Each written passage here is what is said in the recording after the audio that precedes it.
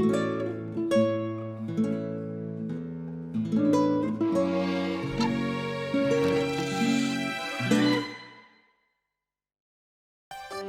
looking at myself in the mirror. Wow, I'm so beautiful. But not everyone is so lucky. Remember, beauty is only skin deep, and that means that the true beauty comes from within. The fairy tale I'm about to tell you is all about that. Once upon a time in a far, far away land, Frog Princess. there was a palace, and in that palace lived a king, and that king had 3 sons. The king and his 3 sons played all sorts of games together, like tag and hide and seek. Then his sons grew up and, well, they got bored, so they decided to get married. The king had to figure out how to find 3 brides for his 3 sons. Finally, he had a great idea. The king takes the princess out into the open field and hands each one of them a bow and arrow. Shoot away, he tells them. The sons don't want to disobey their dad, so they shoot arrows in different directions. And then the king tells them, follow your arrow. Now this is important. Wherever your arrow landed is where you will find a buried treasure. I mean, not a buried treasure, a blushing bride, of course. The 2 oldest brothers find 2 ordinary brides. But when the younger brother, whose name is Prince Ivan, shoots the arrow, it keeps flying and almost hits a bunny. The bunny gets scared and starts running and steps on a chicken. The chicken gets so upset with her feathers all ruffled that she lays an egg. But it's no ordinary egg. It's made of pure gold. The egg starts rolling and rolls over the mouse's tail. The mouse tries to run away. She swipes his tail and the egg falls and breaks. And guess what is in the egg? A frog! Prince Ivan sees the frog and can't believe his eyes. Impossible! How can a boy marry a frog? Then the prince starts crying. But the frog tells him, don't cry, my Prince Charming. I will lay another golden egg for you. Oh no, the frog tells him, don't cry, my Prince Charming. If you marry me, I will be a very good wife for you. Prince Ivan sighs, but he really has no choice. There's nothing he can do. So he brings the frog home. And she starts living at the palace, like a pet, like a turtle or a guinea pig. Prince Ivan takes good care of her. He catches flies for her.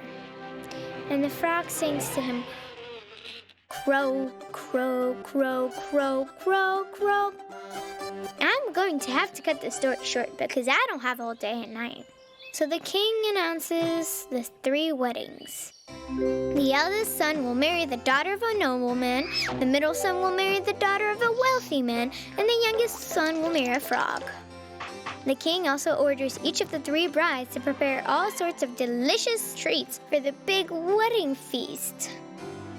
Prince Ivan becomes really sad, and the frog asks him, why are you so sad, my darling?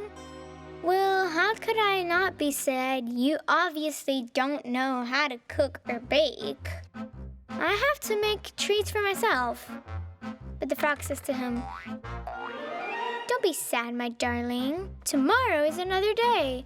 So please go to sleep and don't worry, I will figure out something. When Prince Ivan wakes up in the morning, he sees a 3-tiered cake on the table with a groom made of chocolate and a bride made of caramel. This makes Prince Ivan so happy that he's ready to kiss the frog. But she tells him, oh, no. I'm not kissing you before the wedding. You'd better take this cake and hurry over to the palace. I'll be right over. Everyone is already gathered at the palace. When they see the cake, they want to gobble it all up. And then all of a sudden, there's a huff and there's a puff. Everyone gets scared and looks at Prince Ivan. Prince Ivan also gets scared. He looks out the window and says, oh, it's just my frog riding over in her pumpkin carriage. Then everyone calms down and starts to force all the brides and grooms to kiss. That's what they do at the wedding. They kiss and eat cake. So Prince Ivan kisses his frog, and she turns into such a beautiful princess that everyone just stands there with their jaws on the floor. And the moral is this: you need to take good care of all the pets that live in your home Take really good care of them. This will make your pets feel so wonderful and happy that it could turn out to be the beginning of a really beautiful friendship. Some people think that decorating a Christmas tree for the holidays is a piece of cake. Not so, my dear friends. If decorating is not going the way it should, do you know what can happen? I'll tell you about it. The Wolf and the Fox. In a village far, far away, there was a man, a local fisherman, and his wife. And then in the forest nearby lived a very sly wolf who was always sneaking over and stealing fish from the fishermen. When it was Christmas time, the man decorated the Christmas tree, but he didn't feel like just sitting around waiting for Christmas to come. So he said to his wife, "I'm going fishing, dear." The fox overheard that the fisherman was going fishing. So this very sly fox ran out of the forest on the road and lay down and pretended to be absolutely not alive. When the man saw the fox, he said, "That's good, my wife can use the fur for her coat." The man threw the fox into the sleigh, and together they drove up the man's favorite spot. The fisherman sat on the ice by the opening and started fishing up there. He was sitting there for a long time and even started to doze off. He wasn't having any luck catching fish. But the impatient fox couldn't wait, and she sat up and started to watch from the sleigh on the sly. Suddenly, someone came up and screamed behind the fox's back, "What do you think you're doing?" This startled the fox, who almost died of fright and grabbed her chest, but it was only the wolf. "Have you gone mad, Wolf? You can't go threatening people, foxes, like that. Why are you screaming? Don't you see we're fishing here? The first fish is for me. Then the second one is for me," said the wolf, jumping up and down with joy. No. The second fish is also for me. And the third one, the fisherman, is mine. You go find yourself a fisherman and make him fish for you." The wolf got really sad. "Where can I find myself a fisherman, and especially at Christmas time?" "Then catch fish for yourself," whispered the fox. "But I don't know how to fish," said the wolf. "Why do you come to me with your problems? What's there to know? Throw your tail into the water and sing the fish a happy song, so they swim over." So the wolf left empty-handed. He found an opening, threw his tail down into it, and then sang. "The Christmas tree grew in the pond, it grew all tall and green." The fish were celebrating Christmas in the water, just like the humans. They even had a cake. But what they didn't have was a Christmas tree. Then they saw the wolf's tail grow bigger in the water and started to look like a Christmas tree. Only it was gray and upside down and on the ceiling. So the fish started decorating the gray Christmas tree. The wolf felt something sticking to his tail under the water, so he became happy and sang even louder. "We decorate the Christmas tree and start to celebrate." And the fish became happy too and started dancing around their decorated Christmas tail. "It's time to take the catch out," the wolf decided to pull his tail out. He pulled once, nothing happened. He pulled again, but the tail wouldn't budge. That's when the wolf started to panic. "Someone help me! My tail is all fished out. I can't pull it out." You know what really happened to the poor wolf's tail? While the wolf was singing, the water froze solid, and his tail got stuck in the ice. The fox heard the wolf screaming and thought, "Did he really catch the fish? Now he will eat it all and leave nothing to me."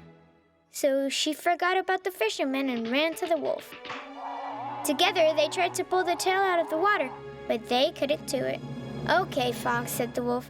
"Go get the fisherman. You see we're stuck. We need help." The fisherman grabbed the fox grabbed the wolf grabbed his tail, but they couldn't pull it out. The fisherman called his wife called the dog called the cat called the mouse. All together they pulled and pulled with all their might, and the tail came out of the water. Of course, there were no fish on the tail, just a bunch of Christmas decorations. In that moment, the fireworks started. That's what I'm telling you. During the holidays, you must decorate the Christmas tree properly. It's more important than tasty cakes and sweet candies.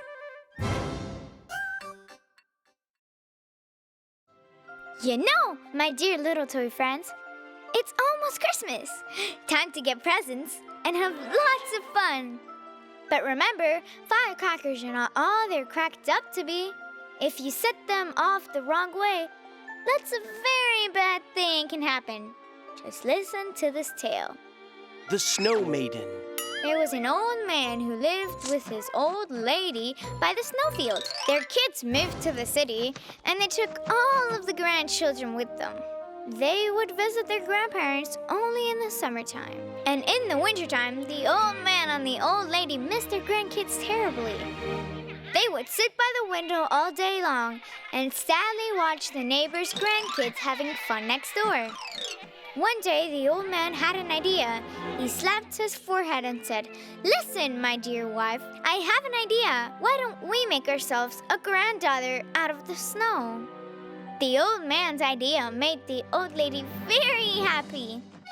They ran outside and started to make a granddaughter out of snow. They made a big snowball and got really tired. It's a good thing that the kids playing outside in the snow helped them out. They put arms and legs on the snowball, then placed the head on the top. The old man made the eyes, the nose, and the mouth. Finally, the old lady put on the ears, and the snow girl turned out to be so adorable, just like a little doll. Suddenly, this doll blinked her eyes and came to life. The old man and the old lady became very happy, and they called the girl Snow Maiden. The Snow Maiden was growing very fast, and by the time spring rolled around, the girl was a little grown-up. Well, she may have looked like a grown-up, but she was really still a kid at heart. She was always being naughty, like a little child. She broke the wall clock and ripped her best dress. The old man had to fix the clock and the old lady to mend the dress. The time was flying by, and soon spring had arrived, just like in a fairy tale. The grass is green, the sun is bright, spring is here, brought by birds in flight. But the Snow Maiden was very sad because the old man and the old lady were afraid to let her go outside. What if she melted? And after the spring came the summer. Everyone was swimming and sunbathing. But the Snow Maiden was still sitting by the window. The old man and the old lady were worried about her, and they wrote to their kids every day, asking them to visit with their grandkids, because the Snow Maiden was really sad all by herself. The sun was shining brighter and brighter every day. So the old couple told the Snow Maiden to stay away from the window. And when it got really hot inside, they decided it was best to start putting her in the refrigerator during the day. Now, what kind of life is that for a poor kid? To sit in the refrigerator all day long and not be able to get out. Finally, they received a telegram from the city. "Vacation! We're coming to visit you!" The old man and the old lady jumped up and down as if they were not old and told the Snow Maiden, "You only have to suffer a little while longer. Just sit in the refrigerator until we get back.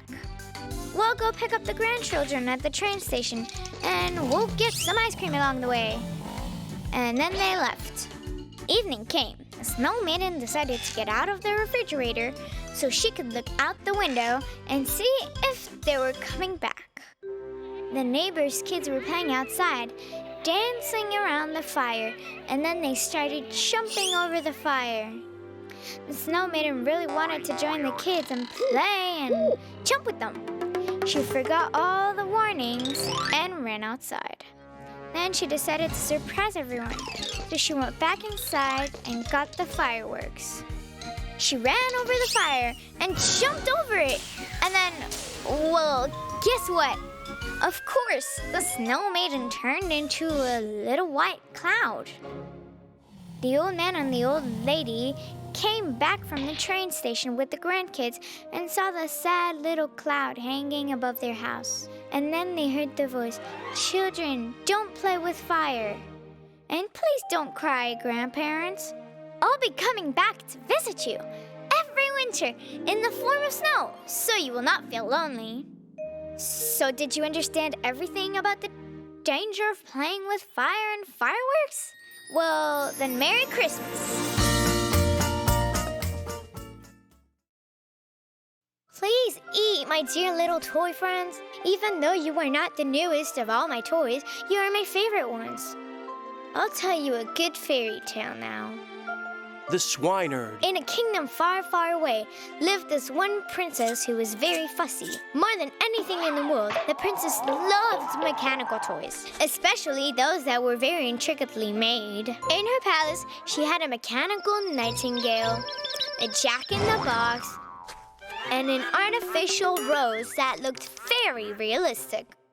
In the neighboring kingdom, there lived a prince who was very kind and who really loved animals.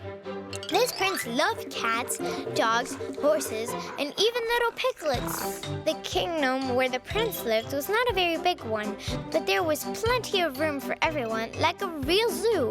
One day, the prince took his pigs out into the meadow and saw the fussy princess with her ladies-in-waiting playing with the mechanical nightingale. "Oh my, what a beautiful princess," thought the prince. "I really should get her a nice present."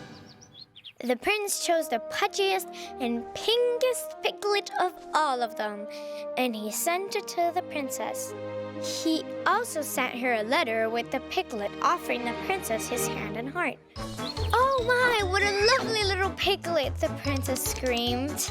"So pudgy and pink, it must have cost a fortune. Just listen to the sound it's making. It snorts almost like a real piglet." "Ew," said the ladies-in-waiting. "That's because it is a real pig." "What? It is not a toy?" said the princess, and blinked her eyes, looking hurt. "This prince can take his pig along with his hand and his heart and stay far away from my palace.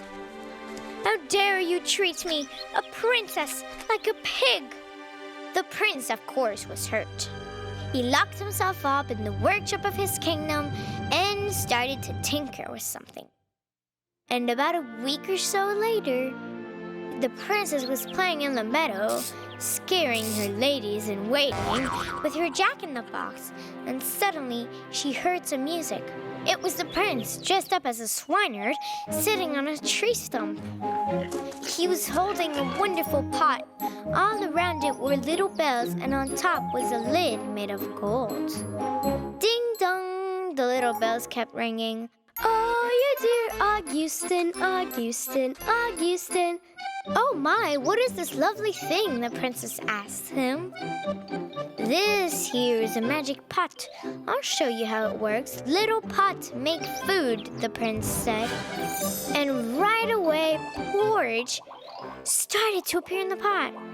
It smelled so good and looked so tasty that all the pigs from all over the kingdom came running over in the meadow. The princess tasted the porridge and tasted some more. Yummy, yummy. And then she started to fuss.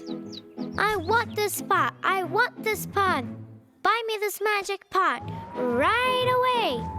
So the ladies-in-waiting asked the Prince Swineherd, "How much do you want for this pot?" "It's very expensive. You can't afford it," said the prince.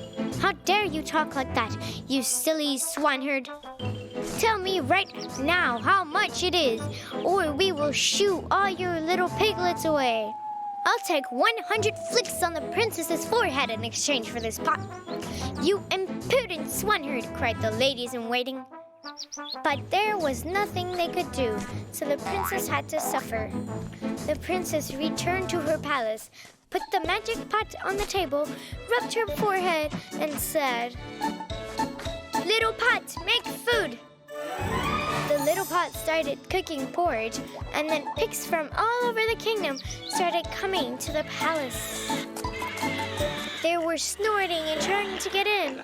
And the porridge from the pot just kept spreading and spreading. Because if you wanted to turn it off, you had to say, "Little pot, don't make food." But the prince was the only one who knew this.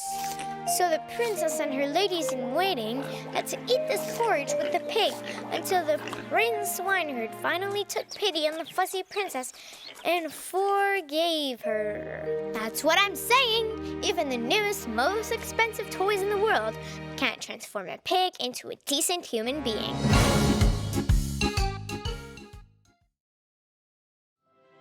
It's not what you think. I'm not greedy at all. I'm fine with sharing my candy. But do you know what happened to the little tailor? Well, I'll tell you. The valiant Little Tailor. In a land far, far away, there lived a little tailor. He loved eating sweets like honey and jam, and it would attract flies that came from all over the kingdom. The little tailor did not chase off these flies, so these annoying insects came to believe that they were free to do anything they wanted. One night, they got into the refrigerator and gobbled up all the little chocolate glazed cream puffs. Well, no one could take this much suffering, so the little tailor grabbed the towel that was on the table and swung it at the flies with all his might. And these flies got up and left in a jiffy. The angry little tailor put a chain around the fridge and locked it. And then he wrote a scary warning in the front of his t-shirt. "I am a strong man in my prime. I'll fight 7 at a time." Then he went to the bakery and he bought himself some fresh chocolate glazed cream puffs, and he headed home in a great mood. The little tailor was walking down the road, nibbing at his pastry. Then, boom! He met a giant. The giant read what was written on the little tailor's t-shirt and looked surprised. "What do you mean, you'll fight 7 at a time?" The giant got very curious, so he said to the little tailor, "If you are so brave, let's have a contest to see who is mightier. If you win, then I promise to tell you a giant secret. But if I turn out to be stronger, then you'll be in giant trouble." The giant looked around and found a huge rock on the road. He picked it up and broke it right in two. The little tailor was so surprised that he dropped his last cream puff. "You see how strong I am," said the giant. "Now it's your turn." The little tailor knew exactly what to do. He picked up the cream puff. He dropped it forward as it was a heavy rock and squeezed it so hard that the cream came out and it hit the giant in the nose. The giant was shocked. He'd never met a human before who could squeeze cream from a rock single-handedly. He must really be the strongest man ever and the cream of the human crop. So now the giant had to tell the little tailor a very scary, gigantic secret. On a high mountain, there grows a 100,000-year-old tree. If you climb high up into this tree, you will find a deep hole in the trunk. And at the very bottom of this deep and dark hole stands a huge refrigerator. And this refrigerator is full of ice cream, cream puffs, chocolate cakes, and cookies. But there is someone who guards this treasure, a dog with eyes as huge as bicycle wheels. And he is on the lookout for anyone who tries to come and eat those sweets. But don't be afraid of the dog, said the giant to the little tailor. Grab him and place him in my apron, and the dog will calm down right away. You can then bravely open the refrigerator and eat all the tasty sweets your heart desires. The little tailor was so happy that he would be able to eat sweets and not even pay for them. And so he went to climb in the tree. He found the hole and peeked inside.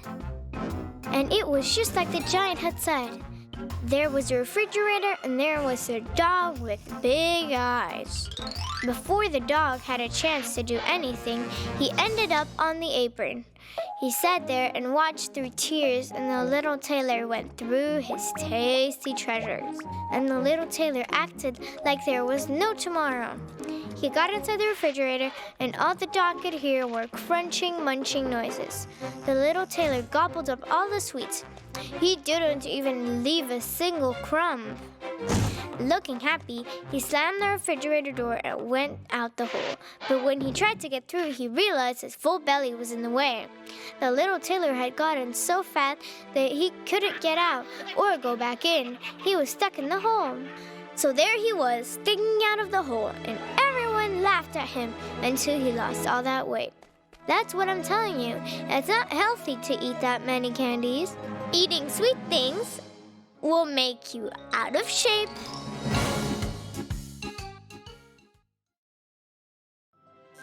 No, don't even try to make me.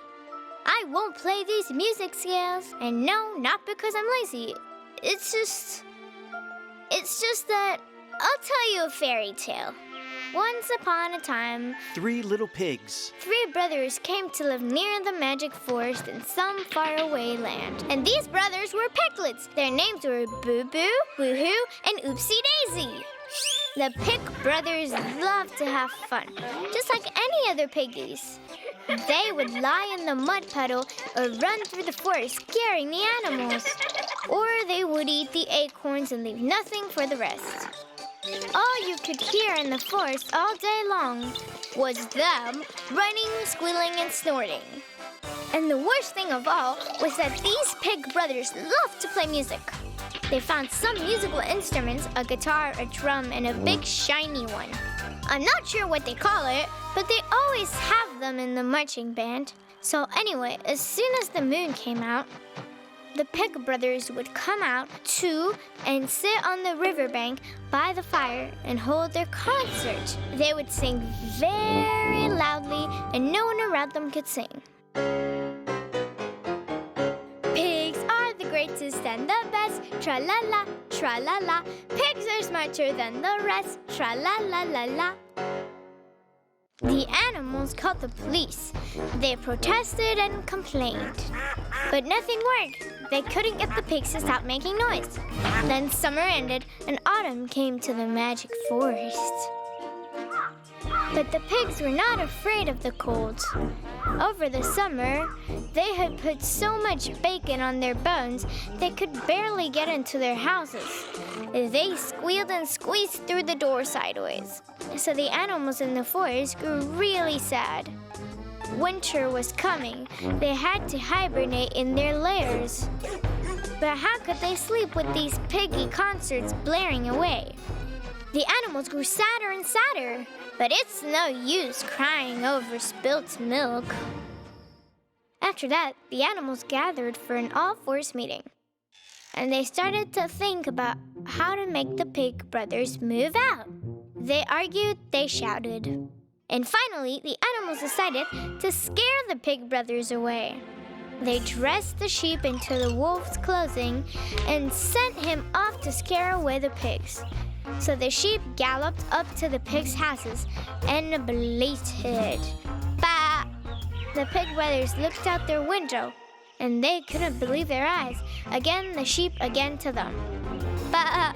The pig brothers laughed so hard that 2 of their houses fell down.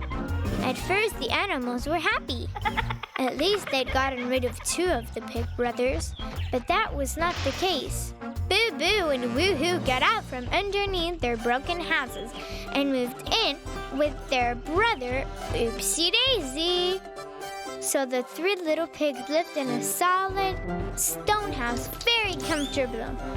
They sat by the window and sang their songs as loudly as ever. We are saying, come what may, tra-la-la, tra-la-la. You can't scare the pigs away, tra-la-la-la-la. Again, the animals gathered for another all-forest meeting. And this is what they decided. One early morning, after another one of the Pigs all-night concerts, when the Pig brothers had just gotten to sleep, all the animals went over to the pig's house. The sheep stuck her nose through the window. The dog climbed over her back. The cat jumped over the dog, and the rooster landed on the cat's head. All the animals started to scream all at once. The dog said, meow. The cat said, cock-a-doodle-doo. The rooster said, woof, woof. And the sheep said, bah. Bad piggies, you'd better back out of here with your band. The three little pigs got so scared that they ran around the house and they fled in different directions. After that, there were no more troublemakers in the forest and everything was nice and quiet. That's what I'm telling you. You have to think of those who live next to you. And if you want to sing songs, dance, and play music, do it in special places called music halls.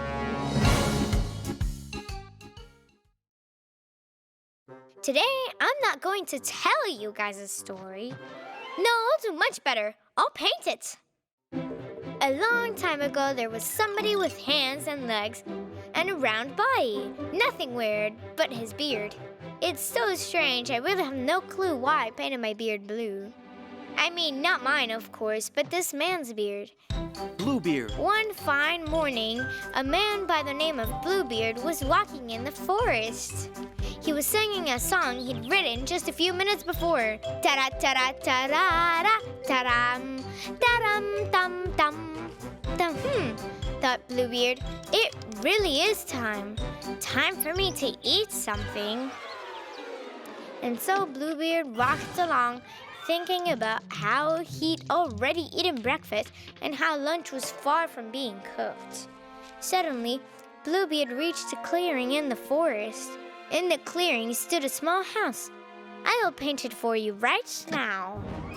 There were sunflowers all around the house, and there were carrots painted on the window shutters. If I am understanding this correctly, thought Bluebeard, these carrots mean this house belongs to the rabbit. And the rabbit is not a bad host at all. And the good host is always happy to invite his guests to lunch. Bluebeard wasted no time. He went straight to the door and knocked. Hey, hey, knock, knock, is anyone home? Knock, knock, open the door. No one answered. Maybe everyone in there was asleep. Bluebeard knocked on the door again. And again. Bluebeard knocked on the door with his fists. He kicked the door with his feet. Finally, the window shutters opened. In the window appeared a very pretty girl whose eyes were as blue as the sky. For some reason, I also painted her hair blue. I don't know why I did that. Stop knocking on my door, said the girl. You better come in and have some cocoa. Bluebeard got so excited when he saw the food that he ran right inside, sat down, and started eating. The blue-haired girl was really surprised when she saw this. How is it possible, she thought, to eat a whole cake in one go? And swallow it without even chewing it. Or stick your fingers in the dish of jam, as if that wasn't bad enough, and then lick your fingers one by one. Ew, you have such bad manners, said the girl. Uh-huh, mumbled Bluebeard. And then, reaching for another piece of cake, he overturned the cup of cocoa. A brown spot started to appear on the white linen tablecloth, and it slowly took the shape of a horse. Then Bluebeard used his fingers to draw a pretty tail for this horse. The girl with the blue hair did not appreciate this kind of artistic freedom-taking, and she said through tears, "You're behaving like a naughty little boy. You have to be punished right now. I have to lock you up in the dark basement." The house that the girl lived in had many rooms, and you could go into any room except for the dark basement, that is. Well, I'm in deep trouble. That's what Bluebeard thought as he sat in the dark basement. Looks like I will have to stay here forever and be hungry too. He looked around the basement for some food, and suddenly he saw a stove with a burning fire. Hanging above the fire was a pot, and there was something quite tasty cooking inside it. Bluebeard tried to put his hand under the lid, but as it turned out, the oven, the fire, and the pot were all painted on an old canvas. This old canvas was hanging over a secret door. Surprised, Bluebeard decided to pull the door handle. The secret door was open, and Bluebeard saw that this closet was chock full of tasty treasures. He rubbed his eyes in disbelief. As Bluebeard happily gobbled up a sandwich with peanut butter and jam and honey, he thought about what had happened and said, "If not for that picture, I would have lost my poor beard. No, I mean my poor head." That's what I'm telling you. When you're feeling like all is lost, a true artistic masterpiece can help lift up your spirit.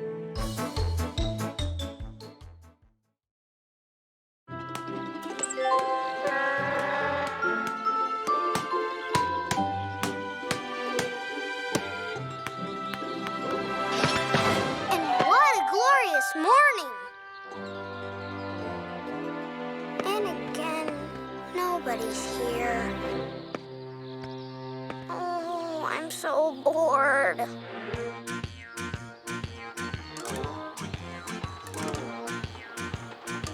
Why is he sneaking around like that? Is he meeting someone at the train station? I wonder who.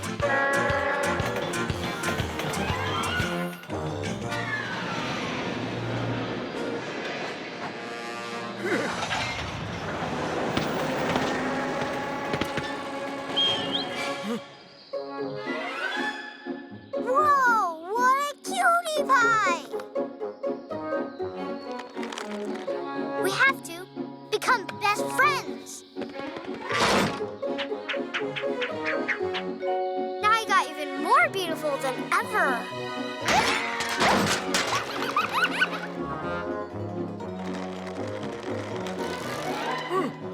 When did you arrive? Did you have a nice trip? Maybe we should be introduced, maybe? Oh, what beautiful manners you have. You can just we'll call me Masha.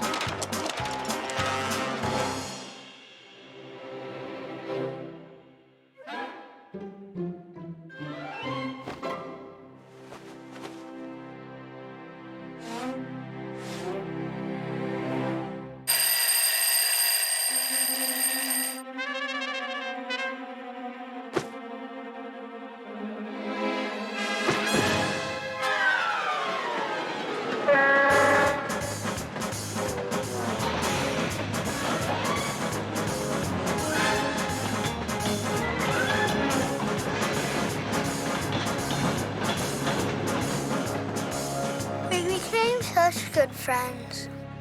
Wish he could have stayed here longer.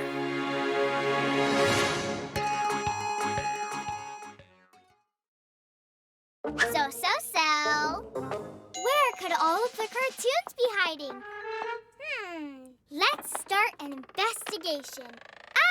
1, 2, 3, 4, 5, 6. Let's look for cartoons to pick. I will press this microphone. Masha and the bear, let's go!